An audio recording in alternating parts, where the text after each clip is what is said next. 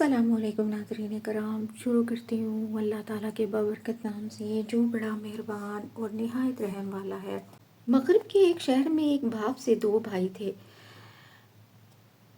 بہت بہادر لیکن متکبر اور ہاتھی جیسے خوبصورت، عقل مند اور تلوار باز تھے۔ باپ نے دونوں کو روب دار پایا، گھڑ دوڑ کے شوقین اور جنگجو تھے۔ اس نے مرتے وقت زمین کے دو حصے کر دیے، ہر ایک لڑکے کو اس کا ایک حصہ دے دیا، یہ نہ ہو کہ ایک دوسرے پر سرکشی کریں اور تلواریں سونت لیں۔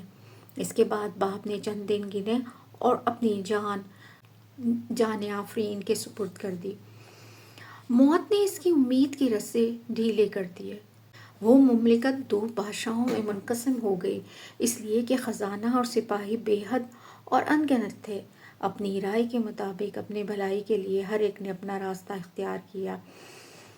ایک نے انصاف کا راستہ اپنایا تاکہ نیک نامی کمائے، دوسرے نے ظلم شروع کر دیا تاکہ دولت جمع کرے، ایک نے مہربانی کرنا اپنی عادت بنائی اور غریبوں کی دیکھ بھال کی، تعمیر کی اور لشکر کو نوازا، فقیروں کی رات کے لیے ایک مسافر خانہ بنایا، خزانے خالی کر ڈالے اور لشکر جمع کیا جیسا کہ عیش کے وقت لوگ کرتے ہیں۔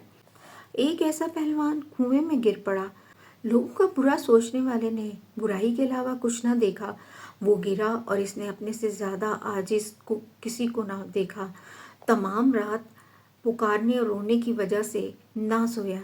ایک شخص نے اس کے سر پر مارا اور کہا، تو بھی کبھی کسی کی فریاد کو پہنچا تھا کہ آج فریاد کو پہنچنے والے کا خواہش مند ہے؟